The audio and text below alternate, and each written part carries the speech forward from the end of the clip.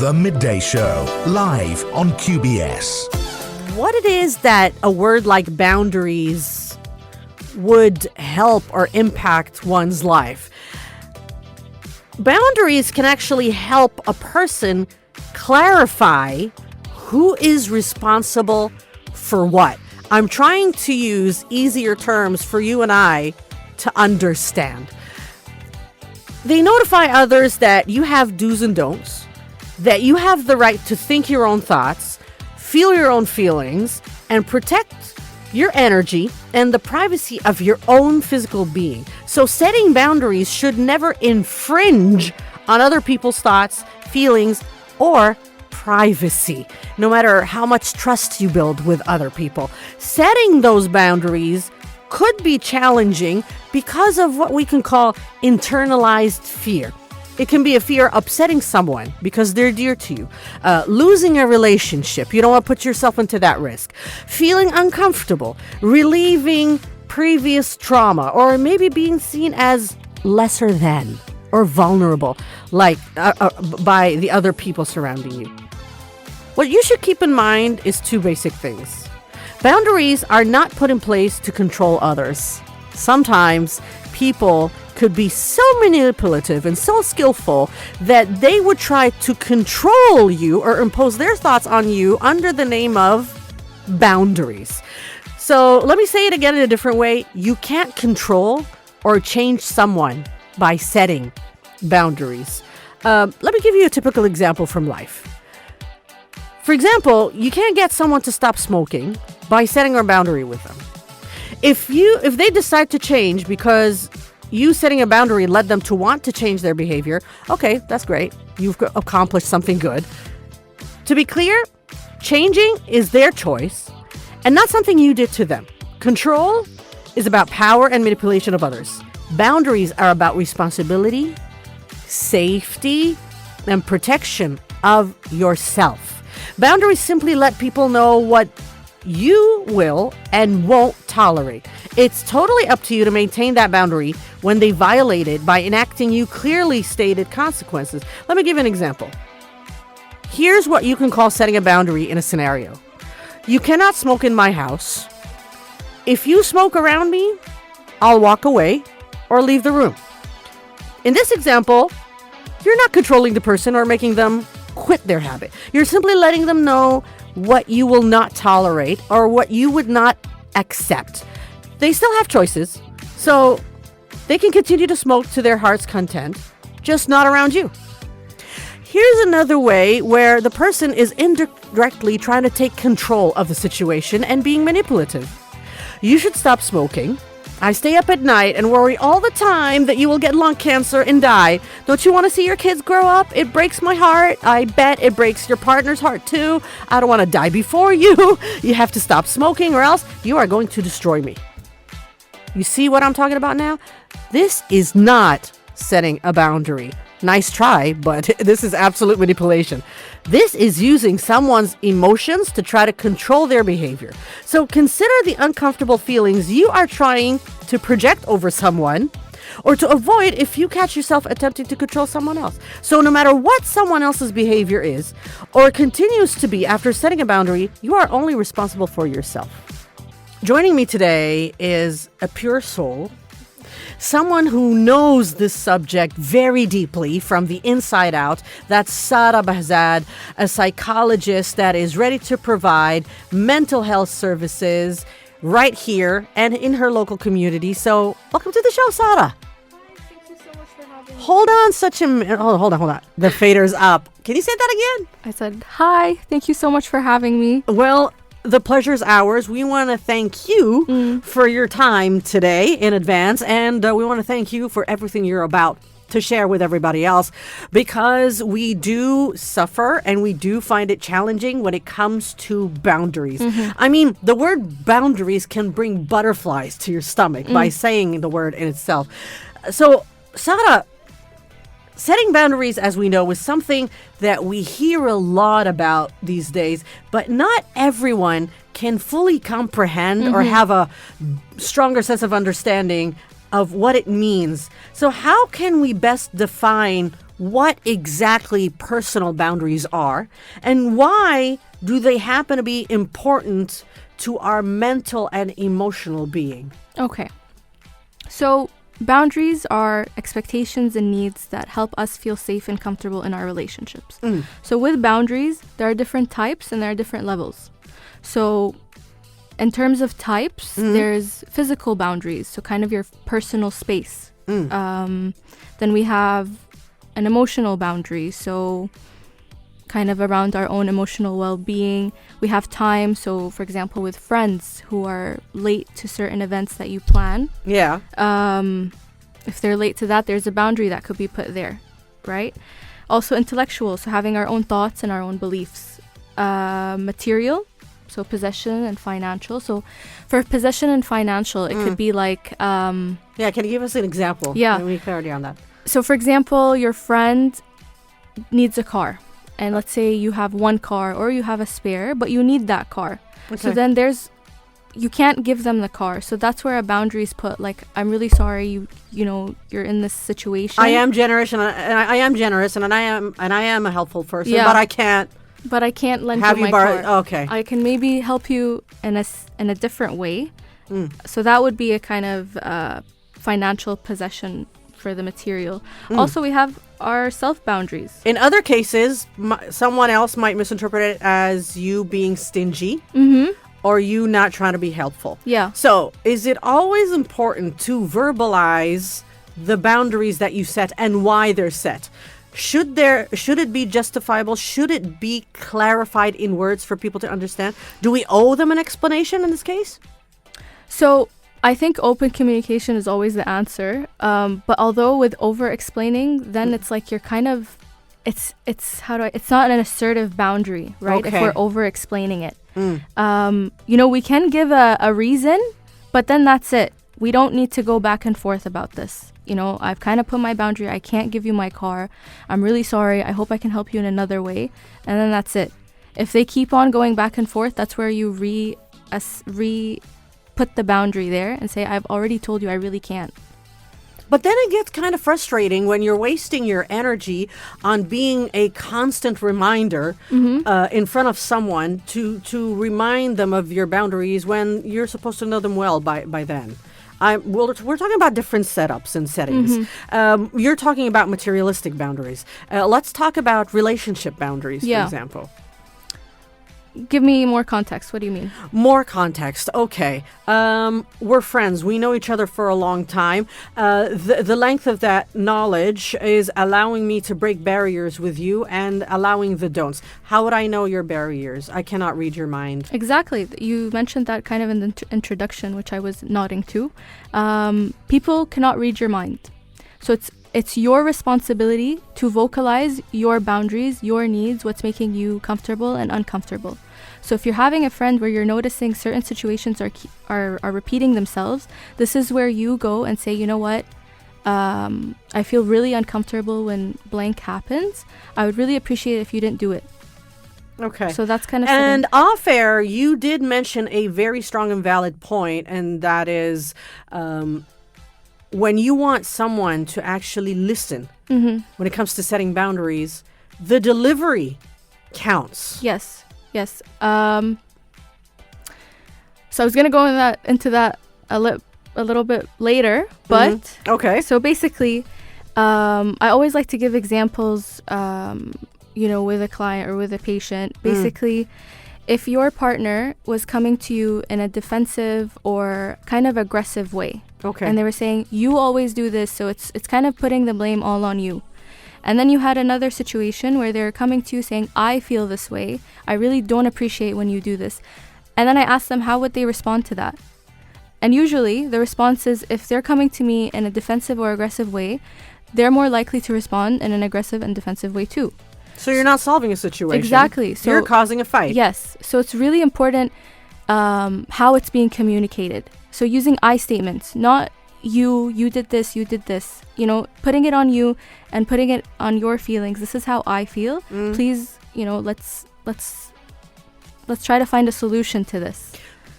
Would it be healthier to delay it for a little bit later if you felt like the person in front of you was overly emotional about it? Yeah, I think if you're in a situation where Or would it add coal and fuel to the fire? Would you delay it? Would you suggest the person to delay it and keep it for a little bit later on until both sides Yes. or one side has calmed down? Yes.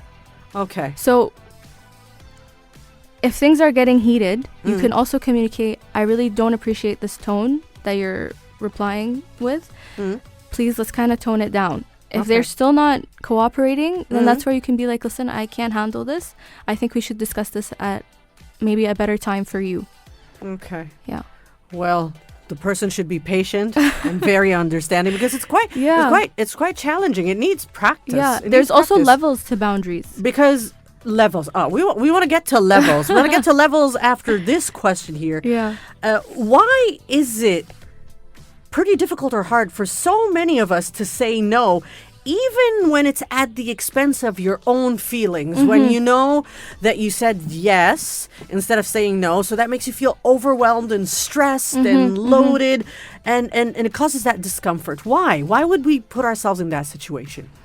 So there are a few reasons that come to mind. I think, there's fear of conflict, right? Especially if this person, we really care about them. They maybe really need our help and we really want to help them. But we do feel overwhelmed. With that, there's a fear of conflict again, like I said. Well, in the long run, if you keep bottling things up, you'll turn into a timer bomb. You know what I mean? Yeah, that's why. So you might explode. Yep, that's why boundaries are super important. Also, people pleasing, disappointing them, hurting their feelings. I also think it's taught directly and indirectly. So, like directly. As we're growing up, I think there are times when we were young, maybe we didn't feel comfortable saying hi to a certain person, a certain relative, or I don't know. What kind of situation would you also say, like when you were younger? When I was younger, if let's say, okay, let me give you a typical example. Now we're coming to Eid al-Adha, right? Yeah. Okay, Eid al-Adha as a young kid. I'm blessed to have many uncles and aunties, but I would prefer visiting X than Y. But still, I had to pay the same respect. Yeah. I needed to pay them a visit. I needed to greet them. I needed to feel to bring out the pleasure, even though deep inside I was not pleased. I would do that for my parents. Yeah. So it comes out of respect. But as you grow up, you tend to have more of choice, and at the same time, you don't want to feel like you're being a hypocrite. Yeah. You know what I'm saying? So you want to keep that level of. We're not supposed to. It's not a must to bond or have a dear, loving connection. But I still want to keep that respect. Yes. At the same time, I don't want to be vulnerable enough to say yes to every single thing. Yes. When deep inside, my feelings oppose to what I am trying to convey to you. Yes. That's one little teeny tiny example. I'm like, Mom, I don't want to go to their house. I want to go to the other. Yeah. But as a kid, they say, no, you're going to go. We're going to take you there. Yeah. So I think that's also where the boundary isn't respected when we're young. So we kind of just But then when you grow up, you understand. You get to understand. But then there's indirectly, which is the social norms. So like you said, you have to go say hi to, your uncle. So it's directly and indirectly, I think. If any of my relatives are listening, no offense, I love you all. Okay, I'm just talking about how it felt like when I was little. Yeah. Because I was different. Okay. Yeah, so I think, what do you think? I mean, I think those are the reasons that come to mind on why many people say no, even when they say yes, right? What was the question? Why at lots of times we feel like it's difficult to say no. Yes, difficult to say no, yes. And another thing is you don't want to risk losing a particular relationship. Yeah. But when you deeply come to think of it, you are going to end up breaking that relationship in the long run. Yeah. For saying yes at times when you wanted to say no. Yes. So if you're transparent and honest enough for that person to absorb what you really feel and how you really feel about things and clarify them verbally and why it is that you've set up that boundary, then maybe the relationship would become healthier. Yes. Even if the conversation sounds tough, and maybe you wouldn't talk together for a half an hour, but it's more of a Tom and Jerry relationship if you end up loving each other, and you still don't want to lose those people around you. If you're going to lose them for a boundary, then I don't think it's genuine to begin with. So you made a really good point. Boundaries, they create clarity in our relationships. Clarity is very important. Also, it's a form of self-care. Creating more healthy relationships. They make us feel safe in our relationships. Without the boundaries, like you said, it kind of... It cuts the ties. Yeah. It does. And in different social cultures, you feel like there are different boundaries from one culture to another. And that needs to be respected as well. Especially when they're put in the right place and they have valid reasons for them. So we need to be good listeners and good recipients. And there should be... That builds a stronger understanding. Yes. Moving on to levels. Before I get to our third question, I want to talk about levels here. What is it with levels? What do you mean when you say levels? So let's start with the first one, which is like porous. So weak boundaries, the weak level. So it could look like kind of codependency, oversharing, oversharing. Yeah, saying yes to things you don't want to do. So that's the first one. Okay, so weak boundaries. Then we have rigid boundaries. So they're really extreme. So it's kind of like you're building walls to keep yourself safe and cutting people off, never sharing. And it sounds like rules. So it's, how do I say this? So, for example... Can they even sound like threats? That's a good, I think maybe. So with the rules, it kind of sounds like, so for example, you tell your partner, I need you to answer every single phone call at any time. That is not a boundary. Hearing such a, what they would put under boundary from a partner would make you avoid telling them anything from that point forward. Because you're not giving me the space and the comfort and even the will to tell you anything. I feel like it's a life or death situation. You either tell me or else. Yeah, you know that. Yes, but that's it's not a boundary, it's a rule, because realistically that's controlling. Someone cannot answer your phone call all the time. You know, things happen, life happens. So it's important, even with, I know I said this is a rule, but just in general with boundaries, we be realistic with the boundaries. No one can answer your phone. No one can answer their phone at any time. You can't be available 24/7. Exactly. You're not a hotline. You know, you're a human being. You can get preoccupied. You can be busy. And once I have the availability, I will definitely spare the time to call you back. So why take every action? You know what I mean? Yeah. So that's the rigid one. I just wanted to kind of differentiate between rules and boundaries. That was a perfect example. Yeah. I mean, it can be. Going back to the point where you feel like boundaries can be wrong. Can a boundary be a wrong boundary? Can someone try to set a boundary and clarify it to me and me finding it wrong as a boundary? Are there rights or wrongs to a boundary? Or can people just set any boundary and it should be respected regardless? So with boundaries, it's important that it's communicated, right? And there is compromise. So regardless of what I think of your boundary, I should still respect it. Yes. When do you know that this boundary is way too much? No, I'm not okay with your boundary. It's like when they say you need to answer my phone call, right? Like I can't do that. Maybe I'll try the best I can to do it. So then there's compromise, but sometimes I can't answer your phone call. Okay. Right? And if the person doesn't understand it, you try your best to kind of compromise and get there, but if they're not respecting it and they're kind of ignoring it, then you reevaluate. You think, okay, you need to reassess the relationship. Do I want to stay or do I want to continue? And I also think, maybe I'm going off topic here, but when it's with family, it gets more complicated because we can't leave.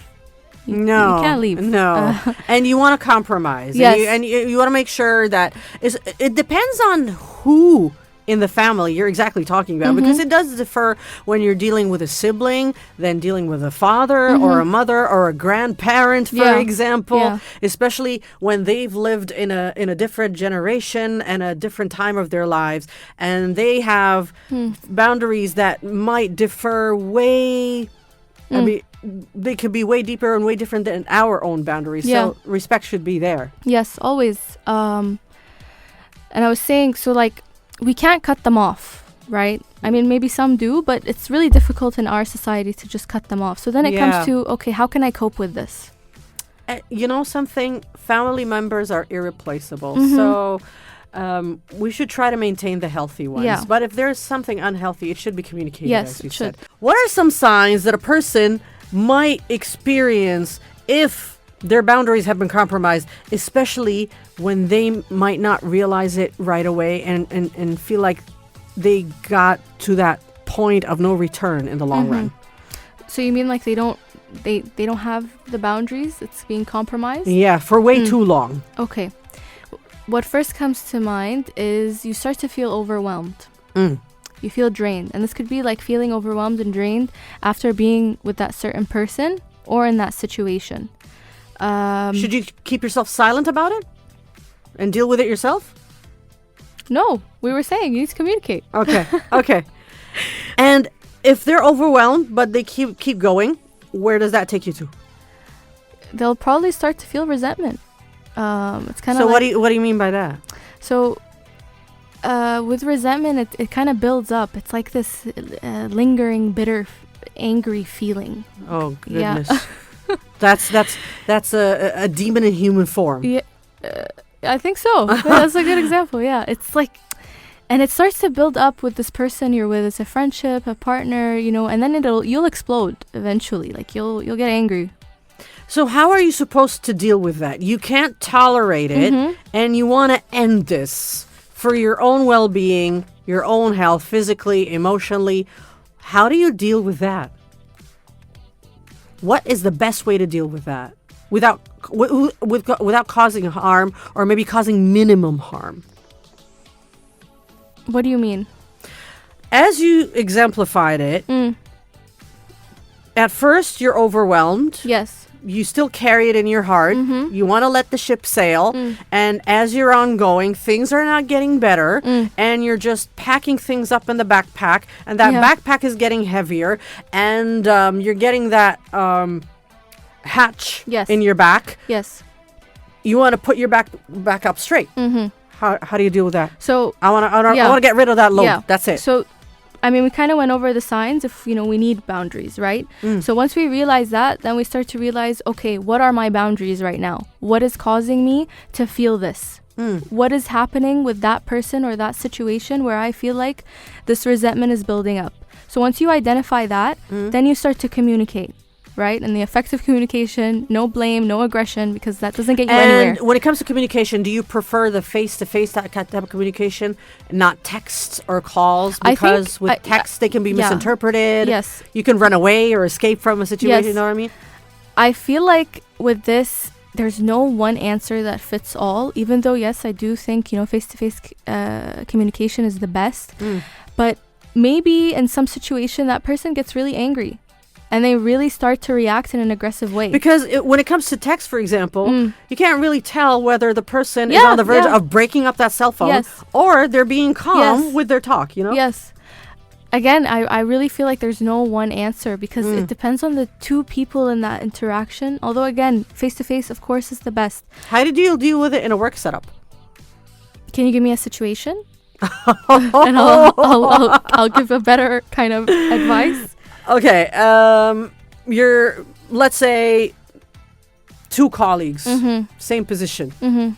Your superior is favoring one on the expense of the other. There are no boundaries. How would you put it? Yeah.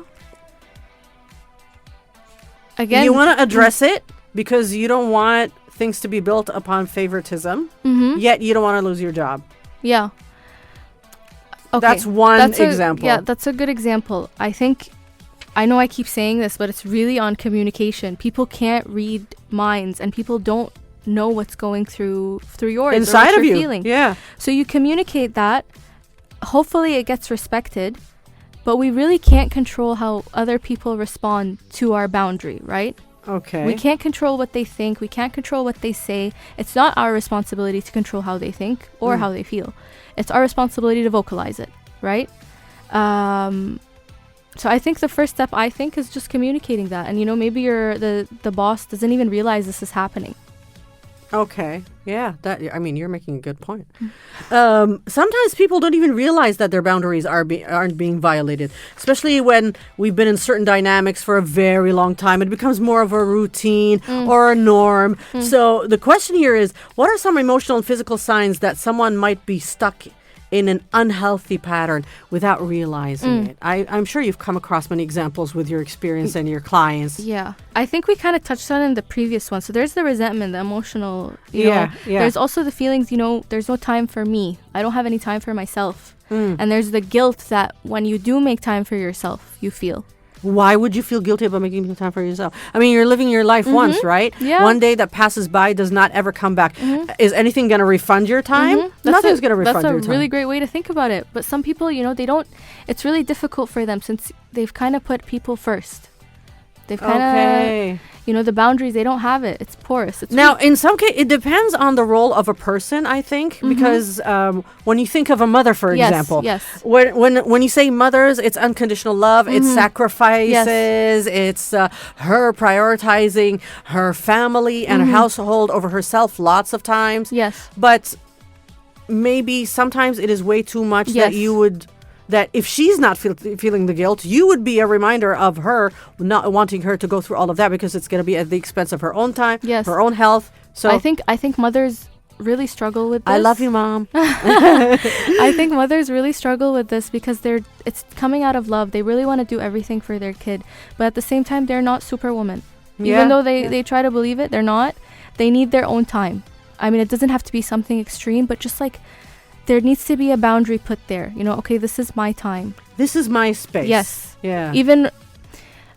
Okay, so sometimes it's really difficult for moms, but even if it's just like 10 minutes, like something small, and you build on that, giving you a sense of control. It could be as simple as having her morning coffee on the balcony, watching passerbys, taking that cool breeze and fresh breath, Yes. That's her me time. Yes. Respect it. Leave her alone for a little bit, for goodness sake. Yes, she deserves it. Yeah. When it comes to tools, are there any that people can use to express boundaries clearly and respectfully, especially in situations where you feel like it's kind of scary or intimidating to say no? I want to say no, but I'm scared. Yes. Okay, I also want to first start with boundaries are very difficult in the beginning.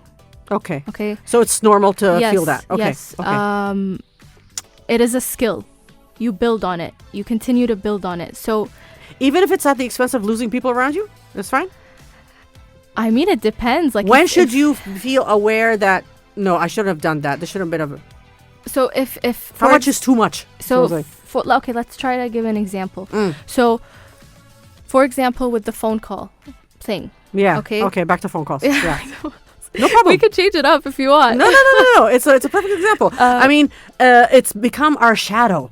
Everyone carries some sort of a smart device. Yes. So, okay, so when do you cut it off? Or when do you reevaluate? If you've been you've had the communication with the partner, your parent, your friend, or whoever this is, and you've kind of told them, I really can't. Sometimes I'm at work and I can't answer the phone call. If they're not compromising, and they're still, what's the word? Like, they're just, they're really violating your they're really on this thing. Like, no, you're going to do it. Like, this. Okay. Period, blank. So, with things like that, that's where you reevaluate. When you feel like they're insisting? Yes. Like, because really, realistically, I can't answer the phone.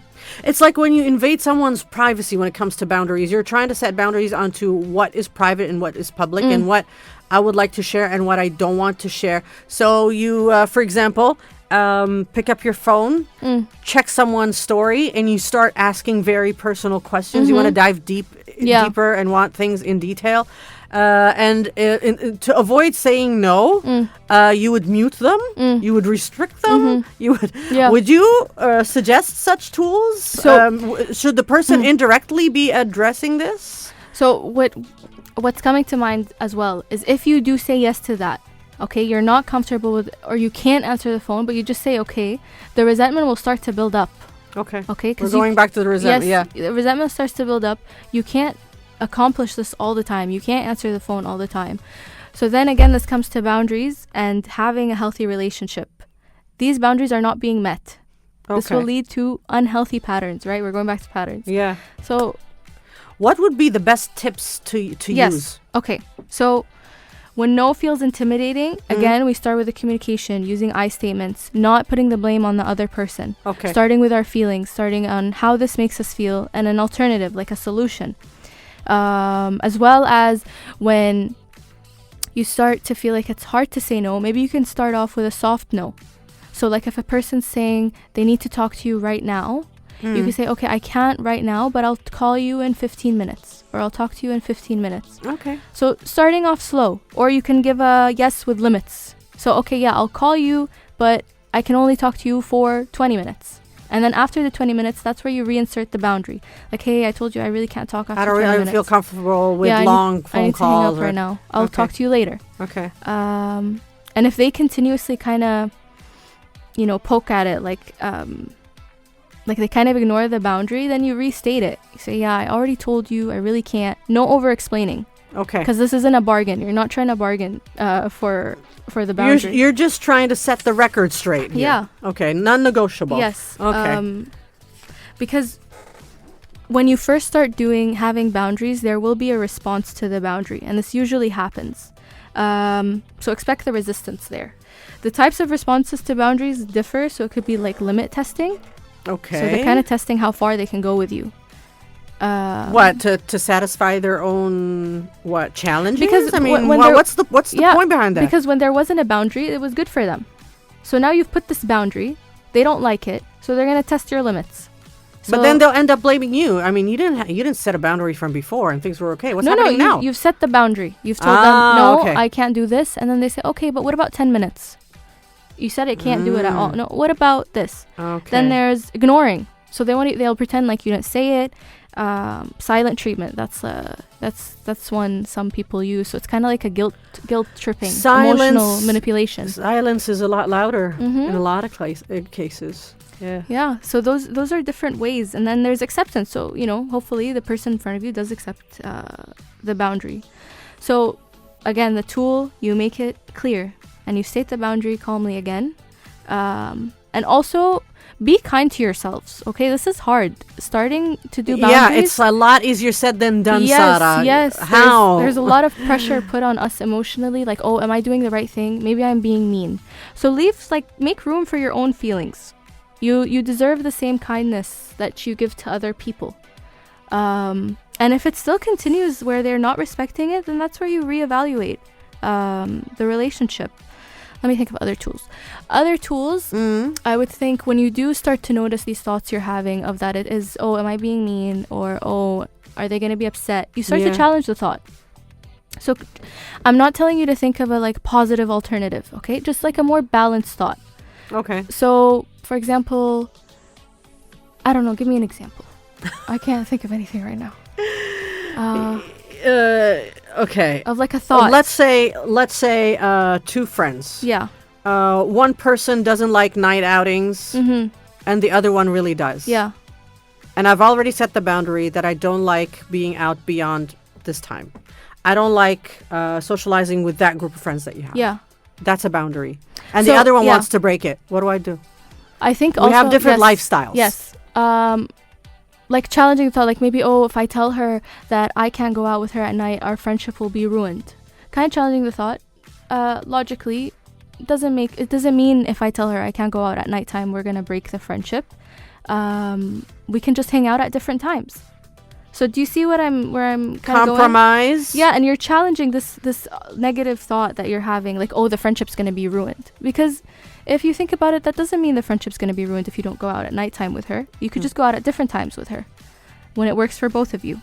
Because people can have different perspectives and points of view. Yes. And I'm just giving a very light example. There are much deeper examples to also, that. one more tool.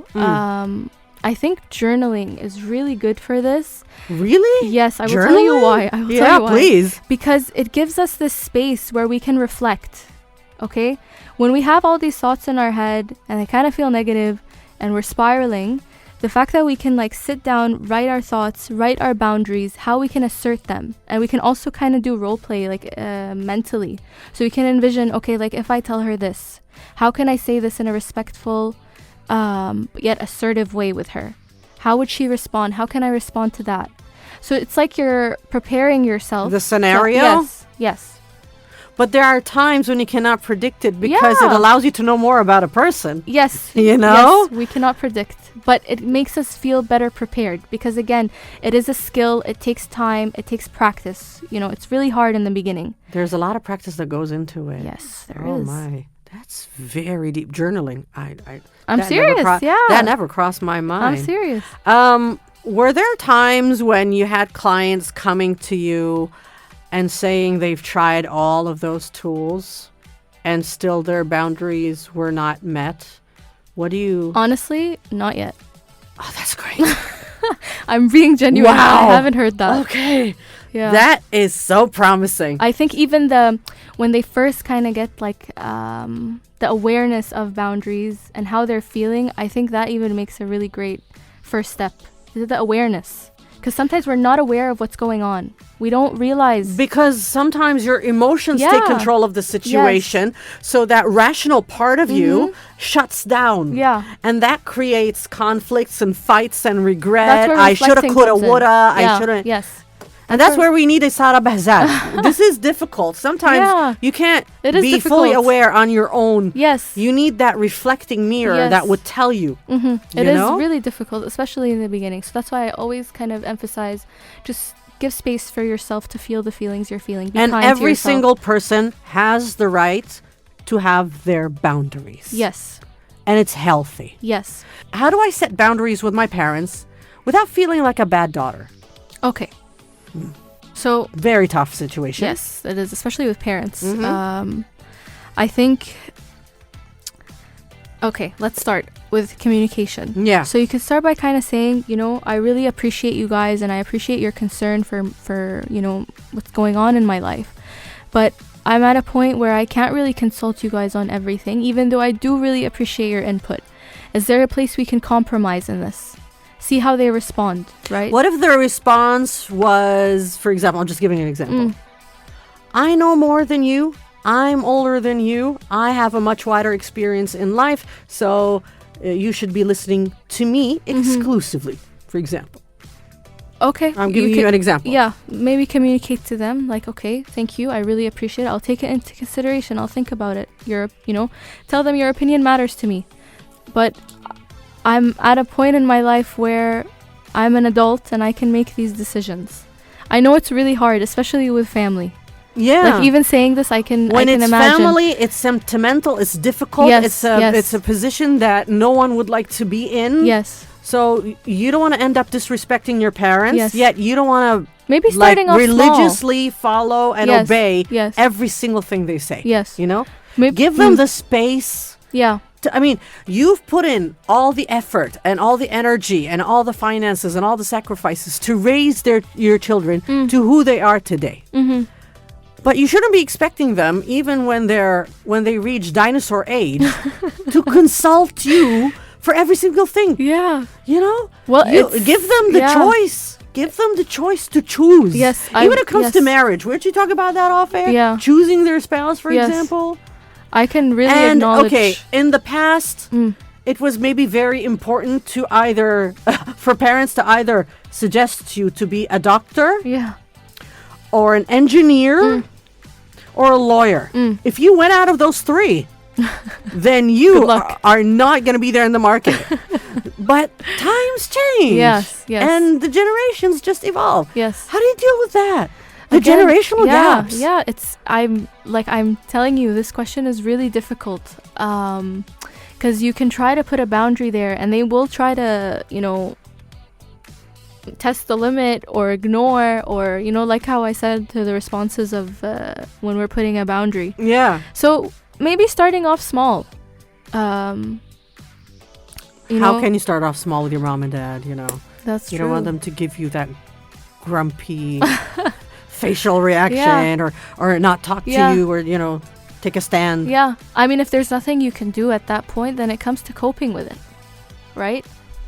We can't just cut them off. No, We you know can't. what? Well, that's what the listener's trying to say. I don't want to be a bad daughter. Yes. But You are not a bad daughter. I want to end up addressing it to my parents and have them understand Yes. that this shouldn't sustain. Yes, let's start. You're not a bad daughter for communicating your boundaries, especially, most importantly, it's in a respectful way, using I statements, because again, when we're using you, it becomes No, it's you and I. It's we.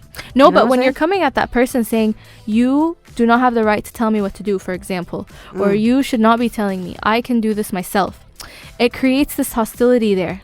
Okay, the parent is not trying to respond now in in an an healthy aggressive way. manner. Or, okay, healthy. know? Oh, yeah. Okay. It's like, no, I know what I'm talking about. I know what I'm doing. You listen to me.